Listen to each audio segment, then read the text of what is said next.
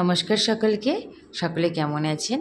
আজকে আমাদের ভিডিওর বিষয় হচ্ছে 5 মাসের বেবিকে আমি কিভাবে শ্যাম্পু বা সাবান মাখাই সেটাই আজকে দেখাবো। তো এখানে এই যে গামলা, আমি এখানে 2 লিটার জল নিয়ে নিয়েছি আর এক মগ জল তুলে রেখেছি।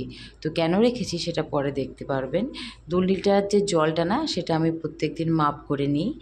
আর এইবার 2 কানে বেশ খানিকটা করে তুলো নিয়ে রোল করে কানের ভিতরে দিয়ে দেবো, যাতে শ্যাম্পু করানোর সময় ওর কানে জল না ঢুকে যায়।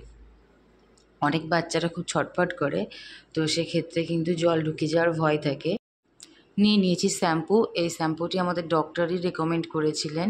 এটা হচ্ছে 125 ml এর দাম 320 টাকা আছে। তো খুব ভালো শ্যাম্পুটা। যখন আমার বেবির মাথায় ক্রাডেল ক্রাফ হয়েছিল, যে খুশকির মতো, সেই সময় কিন্তু ডক্টর এটা রেকমেন্ড করেছিলেন। আর এই যে সাবান, এটার দাম আছে আপনার 175 টাকা। তো যাই হোক, আমি এই শ্যাম্পু আর সাবান নিয়ে আরেকটা ভিডিওতে সব এর বিষয়ে বলবো। তো এবার শ্যাম্পু শুরু করে দিয়েছি। আমি কিন্তু পুরো ওকে জলের মধ্যে রাখি না, প্রথমে পাটা ভিজিয়ে নিয়েছি। যেহেতু মাথায় ডাইরেক্ট জল দেওয়া ঠিক না, মাথায় ডাইরেক্ট জল দিলে কিন্তু ঠান্ডা লেগে যাওয়ার ভয় থাকে। তারপরে এই শ্যাম্পুটা এতটাই ভালো, একটুখানি নিলেই কিন্তু খুব ভালো ফেনা হয়। একটুখানি নিয়ে এরকম করে কয়েক সেকেন্ড ঘষতে থাকবো। মোটামুটি 1 মিনিট পর্যন্ত মাথায় রেখে দিয়ে তারপরে মাথাটাকে ভালো করে ওয়াশ করে নেব। আর সবসময় মনে রাখবেন যে শ্যাম্পু করানোর সময় যেন চিৎ করে শুইয়ে নেওয়া হয়। বসিয়ে রাখলে চোখে টোকে গেজা চলে যাওয়ার ভয় থাকে। যদিও ওরা এখনও বসতে শেখেনি। তো এই যে হয়ে গেছে শ্যাম্পু।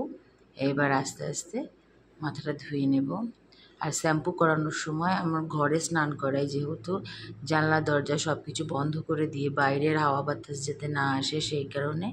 বাইরের হাওয়া বাতাসে কী হয়, বেবির বেশি ঠান্ডা লাগার ভয় থাকে। তো এইবার মাথা ধুয়ে দিয়েছি ভালো করে, পুরো ক্লিন করা হয়ে গেছে। এবার যেটা করব, এবার সাবানটা ভালো করে ওয়াশ করব।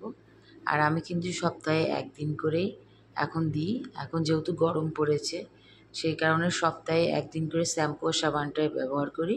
আর যখন শীতকাল ছিল তখন 10 দিন পর পর করতাম। তো যে এরকমভাবে ভালো করে সাবান দিয়ে ওয়াশ করিয়ে নেব।